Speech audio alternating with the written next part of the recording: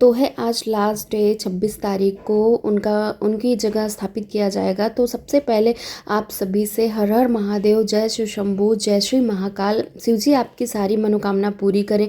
तो यहाँ घर की बहुओं को भगवान जी को ले जाना था, तो मैंने पार्वती जी को लिया था और मम्मी नंदी जी को ली थी, पापा शिव जी को लिए थे और गणपति जी को दीदी ली थी। जैसे कि बहू को लेना था पर दीदी ली थी तो उनको नहीं मना किया गया और ले जाया गया और अपनी अपनी जगह पे रख दिया गया। और फिर उनकी प्राण प्रतिष्ठा की गई। उनकी आंखों में जो पट्टी लगी थी वो हटाई गई और उनको अपने जगह पे फिक्स किया गया और फिर उनकी पूजा स्टार्ट हुई। तो बहुत सुकून मिला मुझे। मैं नहा के जस्ट निकली थी और पंडित जी बोले कि जैसे हो वैसे ही ले जाओ भगवान जी को। तो मैं लेके आई उनके जगह पे, उनको रखा और फिर मैं गई। फिर बहुत सारे काम थे, फिर मुझे रेडी होना था, मुझे करना था रुद्राभिषेक। तो मैं यहाँ रेडी होके आ गई हूँ रुद्राभिषेक करने के लिए। मुझे और मेरे हस्बैंड को रुद्राभिषेक करना था क्योंकि पापा मम्मी कंटिन्यू लगातार बैठ नहीं सकते थे ज़्यादा टाइम तक। तो फिर हम दोनों को रुद्राभिषेक करना था। तो यहाँ शिव जी को पहले अच्छे से इनको धुलना था और पोंछना था, फिर रुद्राभिषेक स्टार्ट होना था। तो पंडित जी एक एक करके सब कुछ बता रहे थे कैसे क्या करना है। और यहाँ पंडित जी गठबंधन कर रहे हैं मेरा, और मैंने कहा कि बहुत टाइट गठबंधन कीजिएगा ताकि छूटे ना। और पंडित जी हंस रहे थे। और पंडित जी बहुत छोटे पंडित जी थे पर बहुत उनको ज्ञान था, बहुत अच्छा वो हर चीज़ बोल रहे थे संस्कृत में। तो फिर यहाँ गठबंधन किए अच्छे से और उसके बाद जो है आगे का सारा जो पूजा का प्रोसेस था रुद्राभिषेक का वो सब स्टार्ट हुआ। पहले हम लोगों ने अच्छे से गठबंधन कराया, उसके बाद आगे का प्रोसेस। यहाँ पंडित जी बोल रहे थे हस्बैंड को कि हर जगह पैसे की ज़रूरत है तो थोड़ा कम कम पैसा दीजिए। और जबकि हर पंडित जी बोलते हैं कि ज़्यादा ज़्यादा पैसे चाहिए, पर ये पंडित जी बोल रहे थे पैसा थोड़ा बचा के खर्च कीजिए। और उसके बाद जो है हम लोग का गठबंधन हुआ। उसके बाद गठबंधन होने के बाद हम लोग बैठे और फिर पूजा स्टार्ट हुई। और पता है मेरा एक अलग ही लगाव है शिव जी से, मतलब कि अगर मुझे कोई भी दुख तकलीफ़ रहती है तो मैं उन्हीं से कहती हूँ और वो ज़रूर साथ देते हैं। तो मुझे बहुत लगाव है उनसे और इतना भरोसा रहता है कि वो ज़रूर मेरा साथ देंगे, वो ज़रूर मेरा हर बात सुनेंगे। तो यहाँ गठबंधन हो चुका है, अब आगे तिलक लगाएंगे पंडित जी मेरे हस्बैंड को। और यहाँ भस्म का तिलक लगाया जाता है लड़कों को और लड़कियाँ भस्म का तिलक नहीं लगाती हैं। सबको पता है कि शिव जी के भस्म का तिलक सिर्फ लड़कों को लगता है, लड़कियों को नहीं। तो मुझे भी मैंने कहा कि चंदन है तो आप लगा दीजिए। तो पंडित जी ने कहा कि ये टीका है आप खुद से ही लगा लीजिए। तो फिर मैंने अपना टीका का खुद से ही लगा लिया क्योंकि पंडित जी औरतों को टीका नहीं करते हैं, बहुत पंडित जी नहीं छूते हैं। और ये पंडित जी बोले खुद से लगा लो, तो हम लोगों ने खुद से लगाया। और यहाँ पंडित जी बोल रहे थे कि जहाँ मैं रहता हूँ वहाँ बहुत बड़ा शिवलिंग है, कभी अगर मौका मिले तो वहाँ ज़रूर आइएगा दर्शन करने के लिए। मैं आप लोग का इंतज़ार करूँगा और आप लोग से मिलूँगा। तो हम लोगों ने कहा ठीक है हम लोग आएंगे। तो अब भगवान जी को अच्छे से हम लोग ने धुल दिया था, अच्छे से साफ़ सुथरा पोंछ पाछ के कर दिया था। अब उन पे जल चढ़ाया जा रहा है। धीरे धीरे एक एक करके शहद, दूध, हर चीज़ चढ़ेगा और हर चीज़ का मंत्र पंडित जी खुद ही बोलेंगे। और अगर आप लोग को ये ब्लॉग पसंद आए तो लाइक शेयर ज़रूर कीजिएगा और कमेंट में हर हर महादेव ज़रूर लिखिएगा और लिखना नहीं भूलिएगा।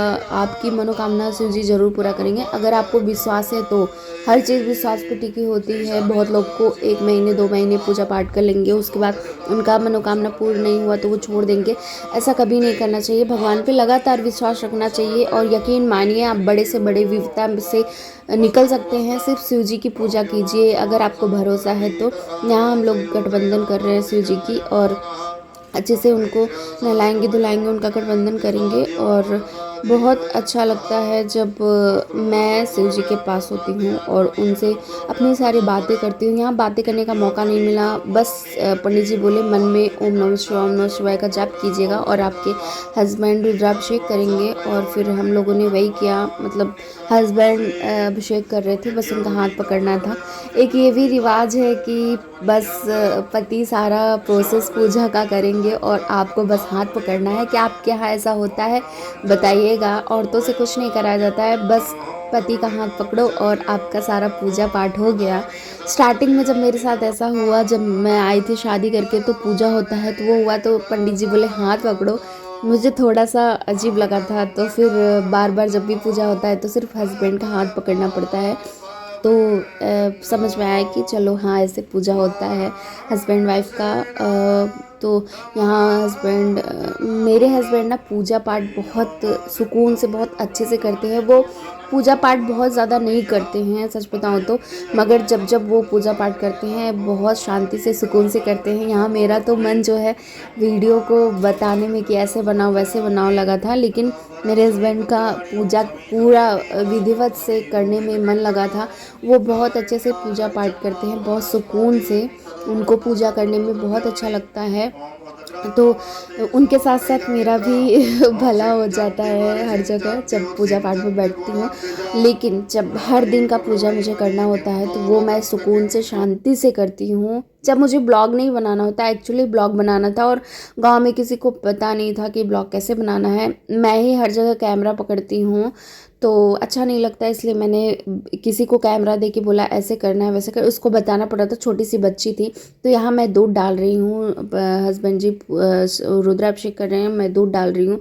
पंडित जी ने कहा कि आप दूध डालो और ये रुद्राभिषेक करेंगे, तो वही कर रही हूँ। फिर हाथ पकड़ रही हूँ, तो एक एक करके सारा प्रोसेस हुआ और यहाँ पूजा ख़त्म हुआ। फिर हम चले गए जो है हवन करने। एक सॉन्ग सुना आपने, हवन करेंगे हवन करेंगे। मैं और मेरे देवर जी हमेशा यही गाना गा के मस्ती करते थे, हवन करेंगे हवन करेंगे। तो यहाँ हम सारे घर के जितने लोग थे, मेरे 2-3 ससुर थे, जेठ 2 थे, मेरे देवर जी रेड कलर का जो कुर्ता पहने वो मेरे देवर जी हैं, और मेरी 3 सासू माँ हैं, ससुर हैं और 2 जेठ हैं। सब लोग मेरे बगल में जो बैठे हैं मेरे जेठ हैं, और जो इधर ब्लू कलर का कुर्ता पहने वो भी जेठ हैं।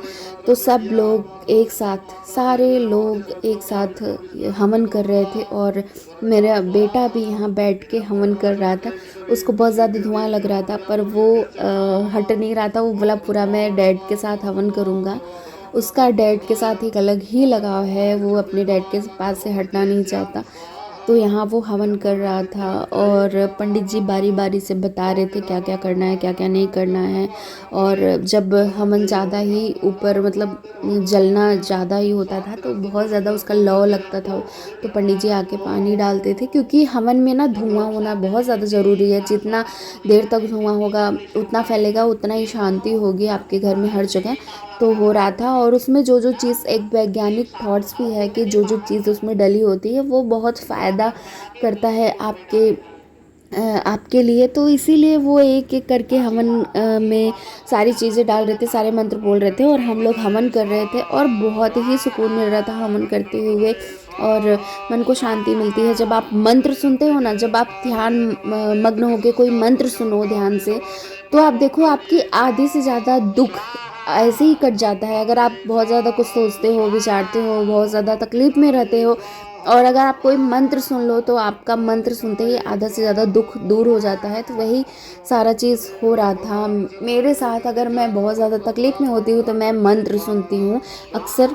कुछ कुछ मंत्र ऐसे हैं जो आपको बहुत ज़्यादा शांति देते हैं, तो मैं मंत्र सुनती हूँ और मुझे काफ़ी सुकून मिलता है। तो यहाँ सारी गांव की औरतें गाना गा रही थी, गाना गाने आई थी। फिर हवन स्टार्ट हुआ और अब आरती का टाइम आ रहा था। पंडित जी फेरा लेने के लिए बोले, तो सारे लोग अपने अपने हस्बैंड के साथ फेरा ले रहे थे। उसके बाद एक फेरा लेने के बाद मंदिर में जाना था और आरती करना था। तो यहाँ फेरा लेते वक्त बहुत सुकून मिल रहा था और काफ़ी अच्छा लग रहा था फेरा लेते वक्त। तो हम लोगों ने बारी बारी से फेरा लिया, और फेरा लेते वक्त पंडित जी बोले फेरा 1-2 फेरा ले लो, उसके बाद जाके आरती करो। फिर हम पापा यहाँ जो क्रीम कलर का साड़ी पहने हुए और वाइट कलर का पापा मम्मी है, मेरे सास ससुर हैं जो आरती लिए हुए हैं, तो वो आरती करने जा रहे हैं।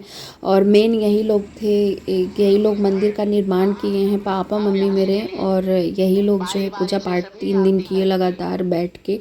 और अच्छा लगता है जब आपके बड़े कुछ अच्छा काम करते हैं, और मम्मी पापा तो बहुत बहुत ज़्यादा अच्छा काम किए हैं, क्या बताऊँ।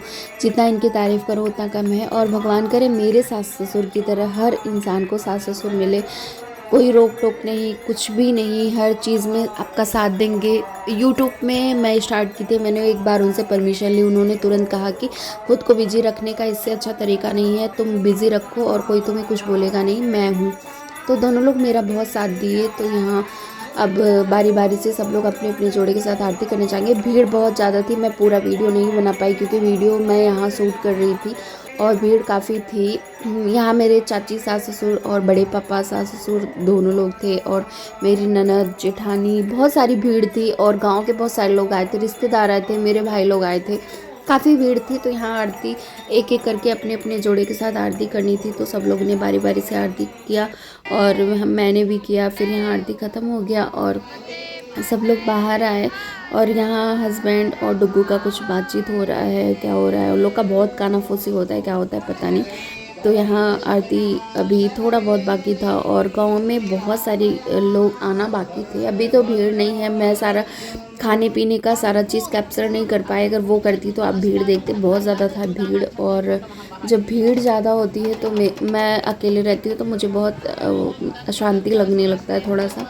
और ये तो खैर पूजा पाठ था, यहाँ तो बहुत अच्छा लग रहा था, बहुत सुकून मिल रहा था। तो ये पूजा का लास्ट डे था, पंडित जी सब कुछ कलश वगैरह हिलवा रहे थे माँ पापा से, जो रखा गया था सब कुछ, और सब कुछ हुआ रहे थे, सब कुछ हिला गया ताकि कलश हटाया जाए दूसरे दिन।